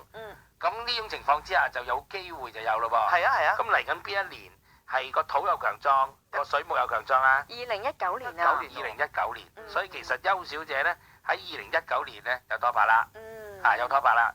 咁但係解決個問題咯，就係美儀提出個問題啦，凍冰冰冇火喎，冇火，咁點算啊？咁如果能夠佢個運將嗰個戌字，即係將嗰個火嘅墳墓，能夠嚟一隻貓或者老虎，就可以打開佢啦。咁咧呢個人字咧就喺2022年。2022年就會人字出現。就行老虎年。虎年啊要。咁2022年嗰年咧，咪即係等於嗰年打開咗個火庫咯。嗰年咪有個 BB 嚟咯。即係先結婚啦，溫馨下先，到2、3年後先至爭細蚊仔啦。但係咧每晚咧都要係喺3點到5點先至好交配啊。播種交配唔算嘅你個動物咩交配？交流鬧鐘人哋邱小姐同文咪交配。早唔早瞓3點到5點，3點鐘鬧鐘一響，噔噔噔噔，個鬧鐘啷啷啷一啷。阿邱小姐同佢嗰個未來嗰個靚仔兼唔係靚仔，好粗豪而後生個小鮮肉啊，小鮮肉啊，小鮮肉咧就要開始就要播種啦。可以繁殖啊！咁播種嘅時候咧，就最好叫出邊嗰隻貓咧入嚟觀禮。喂，咁個床擺多啲嗰啲 Hello Kitty 嗰啲得唔得啊？ Yeah，另外阿邱小姐個英文名改埋叫做阿阿 Cat， Cat 或者叫 Kitty，或者叫 Tiger，係咪 Tiger？ Tiger 又強得滯，強得滯啦叫阿 Cat 啦。阿 Cat 啦，咁咧，然後就叫佢屋企嗰隻貓咧嚟觀一觀禮，幫手啦。你要見證住佢播種係咪啊？咁咧你咧就幸福到不得了啦，你就可以有 B B， 因為去到43歲之後咧，你都有個母肚咧，都係開嗰個火庫嘅。笑得出咁所以咧呢種八字咧，我哋用呢種方法咧，叫做係最快嘅方法，直入佢個八字解決咗個問題。乜嘢缺都唔使講啊，練乜大扎嘢多餘嘅，直情咁已經解決咗個問題。OK。咁當然亦即係話佢個仔女嚟咧，係幫我有少少解凍嘅，因為實在太凍。咁但係原來月金合金咧，係呢個局咧又唔可以太多火嘅喎。即係話如果太多火會燒壞咗你嘅關係嘅。咁所以係少少地就啱㗎啦。咁所以呢個八字咧就係咁樣睇。即係一句起兩個字就算啦。係啦，但係咧2026年要鬧交一年。哦。 2026啊？咁你記住呢個年份咯喎，到時就即係收斂下自己脾氣啦。逢親一遇到馬咧，月金合金局咧就鬧交嘅。哦。真下啦，知唔知啊？但係就會過關嘅。係。咁邱小姐你滿唔滿意啊？嗱，你又嫁得出，又生到仔啦，又生到仔女，仲要有個小鮮肉喎。係做個小鮮肉。咁但係有一樣嘢咧，你又要留意啦。嗱，由於你係月金合金啊嘛，即係呢個局係 perfect 嘅。係。咁你就唔可以見到甲木噶咯噃。頭先我哋講過係甲木噶喎，係嗰隻貓嚟噶喎。係。有少少破噶喎，即係話有咗個仔女咧，佢同你老公之間咧，個老公咧就多咗個情人。哦。咁咪爭女咯。所以我未講完嘅呢個局，你明唔明啊？即係你要生 BB 咧，你係有一個犧牲嘅。犧牲係咩咧？你老公可能會花心啲。但係阿師傅話，我記得你話過。所以如果唔要，唔要細蚊仔好過要啦。要細蚊仔，你同你老公可以相熟相妻。只要你有個細佬哥一嚟，嗰個仲要係甲木開咗個火庫咧，即刻老公容易有甲木。甲木即係另一個比你醜樣嘅女人。嚇！仲要係醜樣啊！真係激鬼死啦！真係。係㗎，未必一定靚過自己㗎，高過佢醜過甲木係一定醜過乙木㗎嘛。哦。你明唔明啊？甲木。所以你要諗諗啊！如果你個仔女咧，你嘅犧牲咧就係會有一個醜樣過你嘅一個女人會出現啦，搶奪咗你老公。搶奪咗你嘅小鮮肉。而家老老實實又未發生，咁你而家你嘅選擇係乜嘢？係啊。你要仔女啊，定係要桃花？樣樣都想要啊！我想唔貪心啦，都話而家二揀一咯。人係要取捨㗎。取捨喎。嗱，另外咧，你而家行緊咧酉啊，酉係雞個金局嗰個咧，係會破咗月金合金局嘅，因為呢個庚金係唔係酉啊嘛。所以換句説嚟講，而家你又唔可以食雞嘅，又要戒雞。唔好食雞喎。係啊，雞你如果食雞咧，你就永遠都唔可以月金合金，即係冇又係冇老公嘅。咁所以食物原來影響力咁大嘅。而且咧佢三合金局咧。太多金咧劈到你個月木雲陀陀咧，咁你就會為你老公咧而係非常之煩惱。個金劈到個雲啊嘛，咁所以咧去到咁煩嘅時間咧，佢咧就要有個仔女嚟到制衡啦。但係制衡嘅火候如果唔好咧，頭先我哋所講咧，都有第三者。阿師傅話會佢生女會唔會好啲咧？因為我記得你講過咧，生女咧就會幫你嘅另一半，即係你老公啦，花桃花嘅。咁但係唔係控制你嘅手啊嘛，個問題喺呢度啊嘛。佢開咗個火庫之後有兩個火，一個係陽，一個陰。咁你點去捉咧？呢度多數都係走嗰個丙火咧，都係應該都係仔嚟。仔嘅。哎呀。個仔即係個丙火嚟嘅時候咧，通常都會製造到呢個情況，所以邱小姐咧就好煩㗎，人係好煩㗎，即係冇老公又有老公，有老公又有老公終身，有老公之後又要生仔，仔女嗰度又可以講到好走，所以呢個咧就係即係一個好難嘅抉擇。唔緊要，去到2019年先拍拖啫，而家拍下拖係溫馨下。好啦，咁啊俾個方向俾你啦，就係點樣咧？就照樣你用呢個貓，頭先我哋教嘢照做。仔女照生，係到時老公有外遇嘅時候，到時先諗下點樣劈低佢，知唔知啊？嗰個後話，係嗰個照但我想問會唔先。會離婚㗎？咪就係講緊嗰樣嘢咯，咪就係講2026咧。係啊頭先你聽唔到我講啊？係啊，就係因為關口馬年講話啊，邊個月啊？ 2026年嘅6月份嗰個咧就係有一個咁嘅就麻煩啦咁啊，通常而家睇落去咧，你嘅八字裏邊咧應該咧係去到你嘅53到58歲嗰5年咧，係應該咧個分辨就動作得睇到好犀利啦係啦。咁所以咧有咁煩，冇有咁煩。咁我都係提議你有嘅先，到時先至可能有新嘅科技解決嘅，例如去韓國搞啊，係啊，或者到時有啲其他嘢殺咗嚟先。移民得唔得啊或者到時得啦，係嘛？嗯好嘛，你 OK，照咁去買先。多謝晒你唔好唔要啊！ ？Thank you。手機問前程。哇，最後一節啦，已經嚟到。師傅話：不如我哋接埋今日第2個電話咯，好唔好啊？好，早晨。早晨啊，李先生。係早晨啊！早晨早晨係啊，師傅喺度啦。係啱啱啲工作人員咧遞咗個八字俾我，係啊咁啊林記代讀先啦。好啊，丙申、戊戌、戊戌卯、戊戊戌、嗯乙卯、冇人戊人。日事啊冇人事。咁啊，李生你啱啱即係今年係丙申年啦。嗯。咁你有咩事發生啊？我睇你有咩白內障咩手術，你講俾我聽你嘅機勢係點？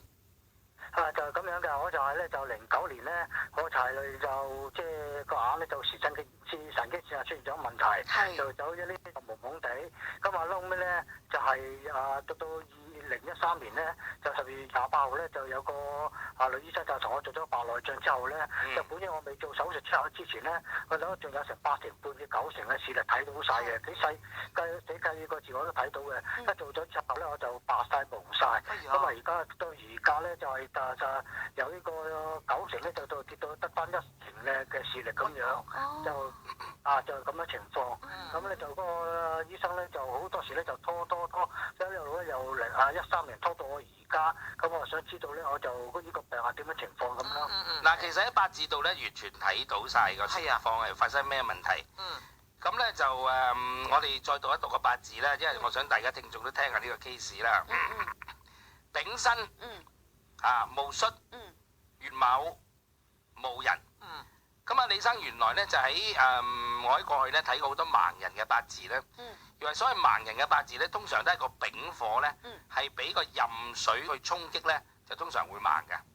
咁所謂丙火嘅意思係乜嘢咧？就係我哋隻眼。嗱，今年咧大家留意，今年係丙申年，所以今年咧都好多人咧去整嗰啲眼嘅，譬如話白內障啊，或者係搞咩激光矯視。有啲表示有啲乜嘢？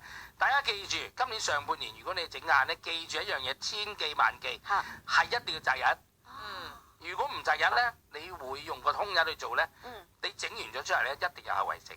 咁所以呢樣嘢係記住啊，大家嚇。有讀者同我講，佢哋已經有後遺症，係因為冇擇日嘅。係。好啦，我就唔好講得遠啦。好啦，你係由於喺丙火就係你隻眼，我哋點樣睇佢成個八字咧？丙火係佢隻眼嚟噶嘛。好啦，佢首先佢本身係月木。生一個戌月，戌咧就係火嘅墳墓，係咪啊？火嘅墳墓，咁火嘅墳墓咧，咁咧就即係代表住佢隻眼，即係個火咧，已經入咗個木啊。入木嘅意思即係咩？即係唔 work 咯，係咪啊？即係代表住隻眼嘅出能。好啦，第二個問題就係話佢嗰個嘅丙字咧，喺上面咧都係代表隻眼嘅。下邊個申咧，嗱呢個申字留意啦。呢個申咧，如果遇到蛇咧，叫自身合水。如果遇到個辰字咧，遇到條龍咧，開水庫，兩個都係好多水，就會將嗰個丙火咧係全部冚熄。所以佢個大運裏邊咧睇得到你喺53歲開始咧，慢慢咧你就進入咗嗰個辰字啦。辰係咩咧？辰第一會沖走個戌，第二個辰會變成好多水，好多水就會冚熄晒嗰啲火，所以你行蛇年嗰年大鑊啦。癸巳年癸係水，巳咧巳同申合咗水。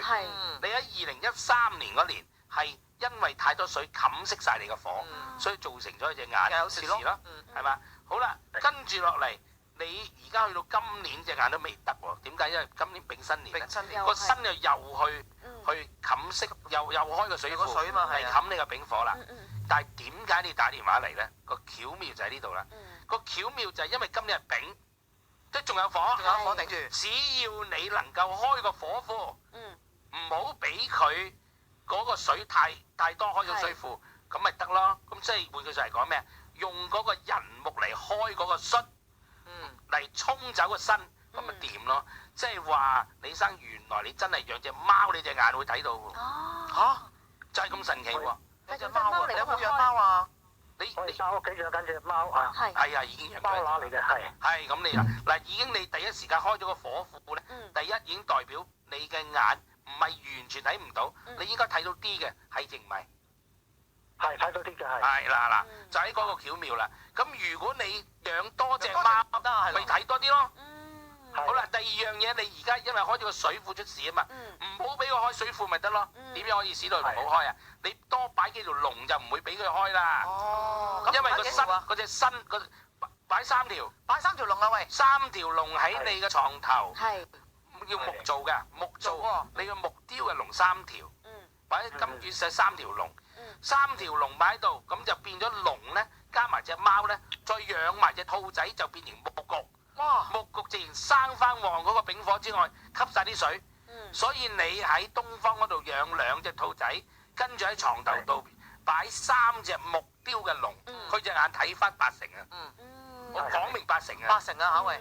再如果你繼續，如果你能夠喺八字裏邊補翻嗰個丙火，亦即係話喺個床頭嗰度掛翻個太陽畫，或者你本身屋企嗰個南方嗰度開翻你個窗。嗱，你記住眼係代表個窗。原來我哋屋企個窗咧，你哋冇興個窗台擺滿嘢嘅，隻眼咪唔舒服咯。你喺南方個窗打開，你睇下你南方個窗打開，你睇下你屋企有冇南方個窗？如果有南方個窗，代表你隻眼唔使盲。你個窗打出去之後，如果冇嘢頂住你南方個窗，代表你有救。我覺得你應該咧打開你個窗咧，你有一面嘅窗咧係對面層大廈頂住你嘅，係定唔係？係啊，因為我而家住喺呢個深水埗嗰邊嘅。你係咪只係頂你一面咧？係咪有一邊冇頂啊？係咪啊？係一邊，係啊。即係話根本有救。佢唔好住間屋咪得咯。係啊。唔好住喎，得唔得？搬咯。跟住快啲佢養住啲貓。深水埗，佢而家就係俾個深水喎沖啊嘛。所以你話即係應該搬去啲火炭啊、紅磡嗰啲地方係咪啊？幾叻我哋啊！係啊。你住紅磡隻眼睛睇翻嘢。哎呀，快啲搬啊，李生！你記住啦，嗱，今年你最大嘅機會喺邊度咧？今年嘅反攻嘅機會咧，就係今年嘅呢個月，同埋今年嗰個農曆嘅5月，亦即係6月8號到7月8號，嗰個月你嘅視力一定可以恢復起碼5成以上。咁所以嗱，你頭先聽我講完，其實全部啲嘢唔難做㗎噃。東方養2隻兔攞個龍有咩咁難咧？第二喺你床頭裏邊，你3條龍，你去上海街揾呢一個嗰啲木嗰啲雕刻師傅，雕3條龍仔俾你，你明唔明啊？幾大到一條龍？條龍都要咁大嚿㗎。8寸高。木雕3條龍，擺喺你個床頭，咁就意思就係令到個水變咗個水嘅墳墓，等佢啲水唔會沖嚟。然後跟住你要買個抽濕機，將屋企裏邊水抽晒佢。咁你個廁所而家滴緊水啦，肯定即係啲水係冚到你暈啦。仲有你間屋一定要見太陽啊嘛，太陽係火啊嘛。掛啲太陽畫啦。所以如果有機會搬間屋都係一個方法嚟嘅。搬嚟個區添啊，仲要。我只可以睇到你呢個 case 咧，絕對有救咯。佢有救嘅。冇氣餒啊！你有救嘅原因係因為你58歲之後咧，你行咗5年甲木運啊。甲木咧係代表可以就係嗰隻貓嚟嘅，就可以開到個火庫，開到4年。但係你4年之後咧，跟住行個神咧，個神係完全係個水嘅墳墓，係再唔俾你隻眼俾人蝦。所以喺個八字裏邊，我可以同你講，你根本係有機會係完全係冇事嘅，完全可以冇事嘅。所以嗱，今年咧，你亦可以再考慮多一樣嘢，就係喺今年嘅農曆嘅5月份，亦即係6月8到7月8咧，你再揾個好啲嘅醫生咧，去再調整下你隻眼，喺嗰個月再做一個手術，可能會完全康復冇事。佢揾醫生有冇巧妙啊？開心水冇啦，師傅，即係譬如話會揾姓乜嘢啊？係邊個區域啊？係男定女啊？你總之擇日就得㗎啦。哦，擇日啊，唔好在空日去啦。用個5火日去咧，應該 OK 啦。 5火日。係啊，你只要sorry 係，你講下李師傅係。主要你係唔夠火，開唔到個火庫，而係俾啲水蝦而造成你隻眼咁嘅症狀。着衫着啲紅色嘢得唔得啊？要火喎，得唔得？木火，我而家有木火，木火綠紅紅都得。綠紅紅但係啊衫已經唔係講到嗰樣嘢，頭先我哋講啲係食用啲動物嘅有生命嘅嘢嚟保護隻眼。係。咁呢樣嘢即係我哋八字唔難啦，難係啊，唔難㗎。你有咩想問師傅？頭先你想？係，我就想問咧，就係而家我就睇緊咧，就有兩個眼科醫生嘅，就一個咧就我以前係好識咗成30幾年咧，一個咧就係男醫生就姓楊嘅，一個咧就係幫我做呢個手術嘅女醫生姓譚嘅。究竟就呢兩個醫生就邊個醫生係比較係靠譜一啲咁咧？呢個好難倒啦。第一咧，我驚教錯你啦。通常我哋當然攞唔到人八字啦。咁就即係睇個牌面就好難倒。我只可以話俾你聽，你攞個副牌抽一抽。哦，係啊，嗰個麻雀。呢樣嘢我唔參與意見。但係我覺得，因為今年咧，呢個丙申年係你嗰個60歲一個甲子咧，你喺個丙嗰度冇事嘅，辛有事嘅啫。亦即係話咧，只要你係喺上半年呢個丙火最旺嘅時間，去搞你隻眼，你係應該得嘅。我只可以俾你嘅意見就係用呢個農曆嘅5月，亦即係6月8到7月8呢個月，去再搞你隻眼一次，你係會贏面係好高嘅，同埋照翻頭先所講嘅嘢照做。我只可以提供到咁，好嘛？好嘛。其他嘅嘢咧就變咗我哋唔方便喺大場面咧教你係用邊個醫生啦，好嘛？好，咁啊，今日我哋又時間差唔多啦，係啊，師傅。下個禮拜再見。好，拜拜。